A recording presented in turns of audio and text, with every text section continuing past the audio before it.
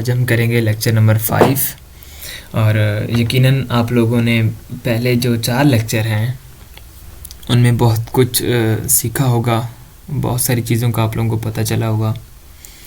तो अगर आप लोग को डायरेक्टली लेक्चर नंबर 5 देख रहे हैं तो आप लोगों को चाहिए कि पहले पिछले 3 लेक्चर देखें ताकि आप लोगों को इन लेक्चर की समझ आए।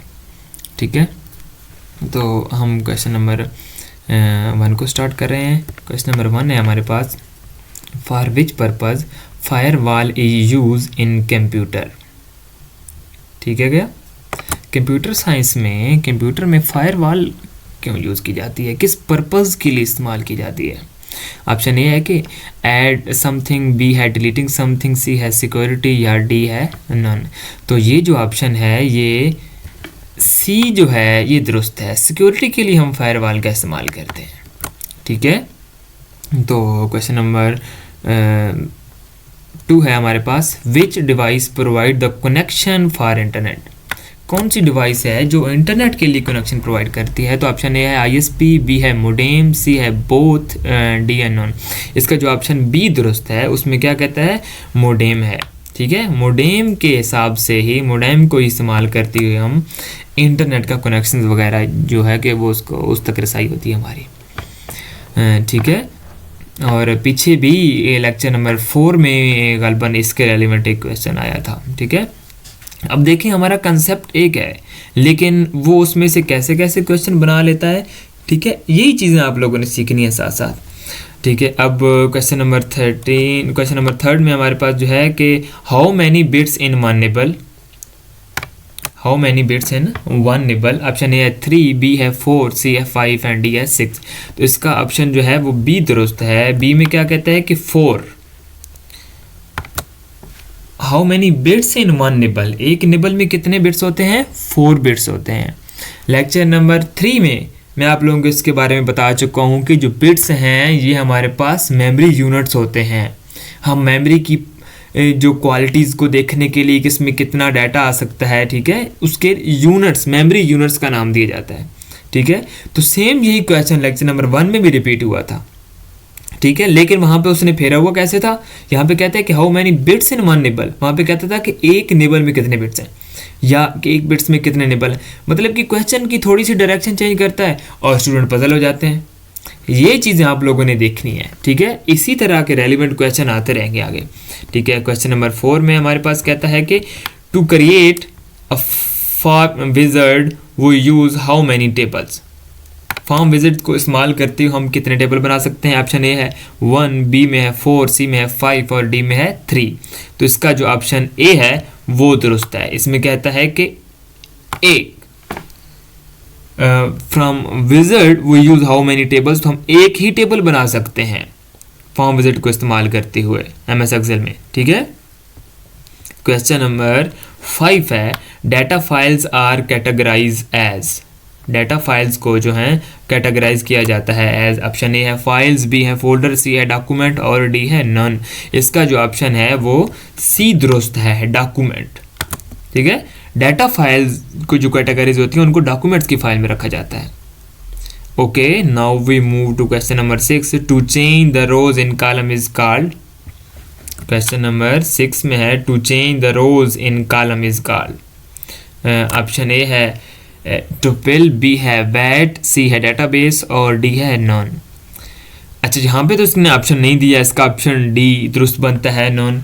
लेकिन मैं आप लोगों को बताता हूँ कि when we change rows into columns या column into rows that is called the transpose. ठीक है, जब हम एमएस एक्सेल में काम कर रहे होते हैं तो हम ये वाला फंक्शन प्रोवाइड करते हैं। इस फंक्शन को लेके चलते हैं, वहाँ पे क्या करते हैं, हम एक टेबल है सारा, वो कॉलम्स की फॉर्म में, उस टेबल को वहां से कॉपी करेंगे, सिलेक्ट करेंगे और जहां पे पेस्ट करने लगेंगे तो वहां पे ऑप्शन आएगा कि ट्रांसपोज। वहां पे ट्रांसपोज करेंगे तो वो सारा जो कॉलम की शेप में, कॉलम्स की फॉर्म में बना होगा टेबल्स, वो हमारा रो की फॉर्म में चेंज हो जाएगा। ठीक है, तो आगे क्वेश्चन नंबर 7। क्वेश्चन नंबर 7 क्या है हमारे पास, What is the name of the translator that transforms source code into object code?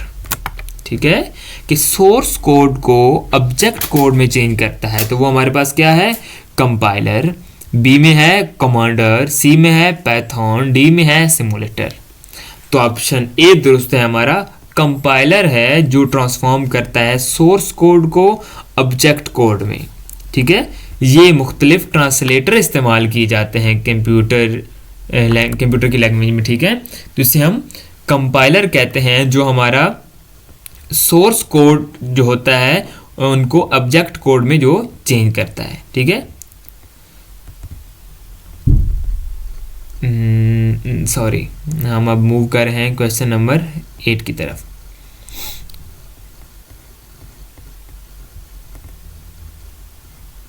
अच्छा, क्वेश्चन नंबर 8 में हमसे क्या पूछा जा रहा है, क्वेश्चन नंबर 8 में कहते हैं कि you want to track the progress of the stock market on a daily basis, which type of chart should you see? ठीक है, ये भी फिर MS एक्सेल के रेलिवेंट क्वेश्चन आ गया। ए में है पाई चार्ट, बी में है रो चार्ट, सी में है लाइन चार्ट या डी में है कॉलम। जो लाइन चार्ट होता है स्टॉक मार्केट में डेली बेसिस पे हम उसकी जो रिक्वायरमेंट्स वगैरह चेक करते हैं, तो वहाँ पे एक लाइन बनी होती है जिसके थ्रू हमें बताया जाता है कि आपकी मतलब कि लाइन फलां पॉइंट से फलां पॉइंट की तरफ जा रही है, फ्लक्चुएट कर रही है। तो ठीक है, वो हम लाइन चार्ट होता है हमारे पास, उसे इस टर्मिनोलॉजी में लाइन चार्ट बोलते हैं। ठीक है, ऑप्शन सी दुरुस्त है। ठीक है, in MS Word 2007 which shortcut key use to insert a comment. ठीक है, MS Word 2007 में कौन सी शॉर्टकट की है जो कि कमेंट को ऐड करने के लिए इस्तेमाल की जाता है। तो ऑप्शन ए है Alt + Ctrl + M, बी है Alt + Ctrl + C, सी में है कि Shift + Ctrl + C, और डी में है Alt + Ctrl + N। तो इसका जो ऑप्शन है ए दुरुस्त है, Alt + Ctrl + M। ठीक है, कमेंट ऐड करने के लिए ये एक छोटा सा MS Word में ये होता है। फॉर एग्जांपल, जब MS Word आपका ऑन हो और आप इसमें ये वाला कमेंट ऐड करें, मतलब कि कोई भी वैल्यूज़ वगैरह लिखी हुई हैं या इबारत लिखी हुई है, उसके ऊपर आप Alt + Ctrl + M करें तो एक छोटा सा बबल बन जाता है। ठीक है, उसमें से आप जो भी चीज़ ऐड कर जाते हैं वो आपका डायरेक्टली तौर पर वहाँ से इग्नोर हो जाता है, वहाँ से गायब हो जाता है। ठीक है, और जब आप लोगों ने उसे देखना होता है, जैसे ही उस कमेंट के ऊपर आप आते हैं तो वो चीज़ बबल्स की फॉर्म में ऊपर चली जाती है और वहाँ से आप उसका कमेंट देख लेते हैं। ठीक है, तो ये फंक्शन है वर्ड में।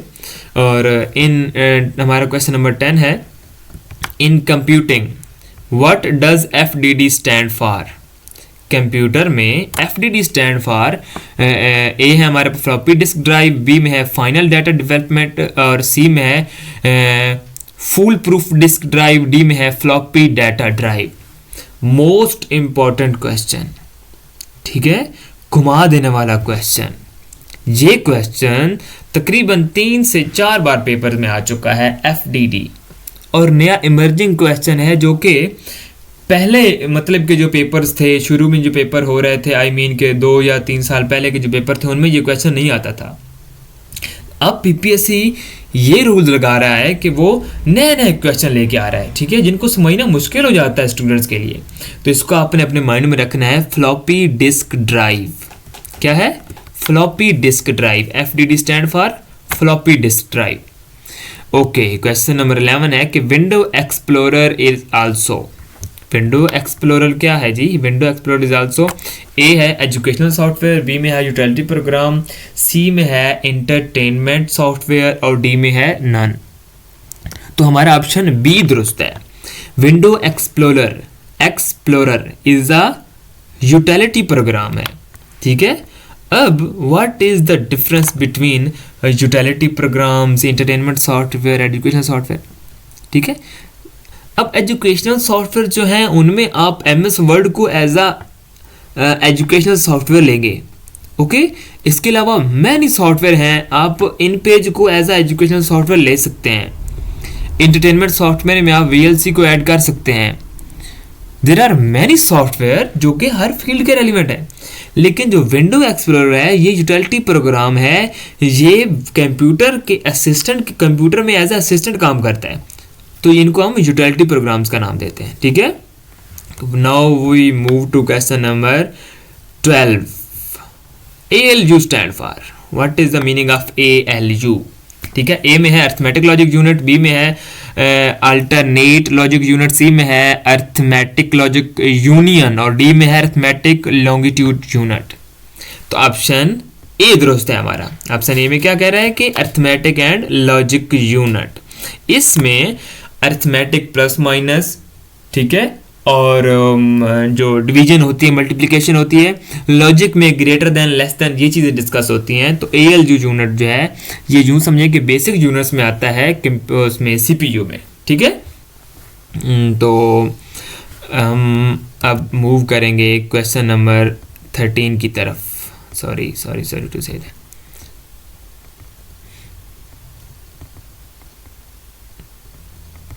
क्वेश्चन नंबर 13 में हमसे क्या कह रहा है, ओके।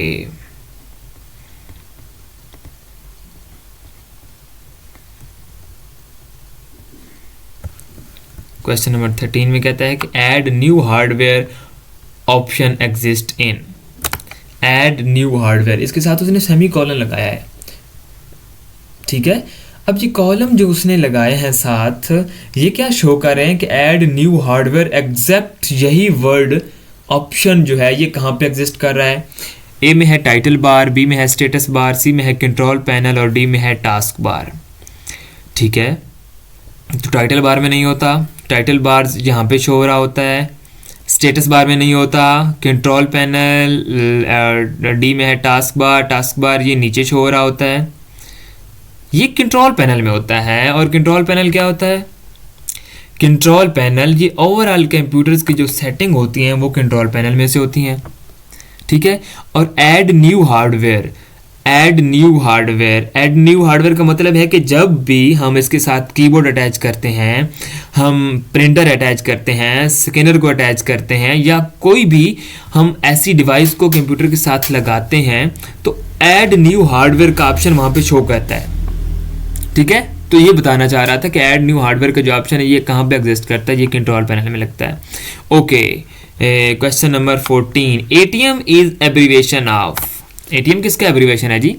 ए में है ऑटोमेटिक ट्रांजिस्टर मॉडल, बी में है ऑटो ट्रांसफर मोड, सी में है ऑटोमेटेड टेलर मेथड और डी में है ऑटोमेटेड टेलर मशीन। तकरीबन सारे मिलते जुलते थे, कंफ्यूजिंग क्वेश्चन है ये भी, ठीक है। आप लोगों ने अपने माइंड में रखना है ऑटोमेटेड टेलर मशीन है, ऑटोमेटेड टेलर मशीन है ATM का एब्रीविएशन, ठीक है, okay. Now we move to question number 15। Question number 15 में क्या पूछता है हमसे कि HP is a famous company of computer manufacturing. What does HP stand for? HP के बहुत सारे कंप्यूटर की फील्ड में बहुत सारी चीज़ें हैं जो HP की बनी होती हैं, ठीक है। तो HP क्या है, एक फेमस कंपनी है कंप्यूटर मैन्युफैक्चरिंग की। HP का एब्रीविएशन क्या है, HP स्टैंड फॉर क्या है। ए में है हाई परफॉर्मेंस, बी में है हैवलेट पैकर, सी में है हारोल्ड पैकर्ड और डी में है Hewlett Packard. Most confusing question for the new emerging student of PPSC, okay. एक उसने जस्ट देखें, क्वेश्चन नंबर बी में देखें, अब उसने क्या किया, जस्ट आखिर पे उसने डी नहीं लगाया, बस बाकी सारा क्वेश्चन सेम है। हैवलेट पैकर है, सी में क्या कहता है, सी में जस्ट वो हारोल्ड कह रहा है हैवलेट की जगह पे। अब डी में क्या है, हैवलेट पैकर्ड। ये क्वेश्चन आप लोगों को कभी नहीं भूलना चाहिए, ठीक है।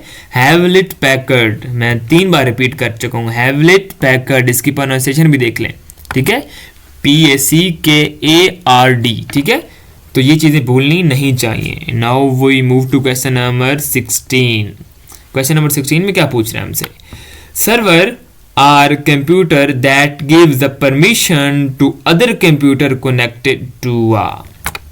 सर्वर एक आर कंप्यूटर्स, सर्वर के जो कंप्यूटर हैं that gives the permission to other computer to connected uh, दूसरे कंप्यूटर्स को ये परमिशन देते हैं कि वो कनेक्ट्स हों, ठीक है। जब भी कनेक्शन की बात करेंगे, where network is exist, okay. इसका ऑप्शन ए है मेन फ्रेम, बी में है सुपर कंप्यूटर, सी में है नेटवर्क और डी में है क्लाइंट।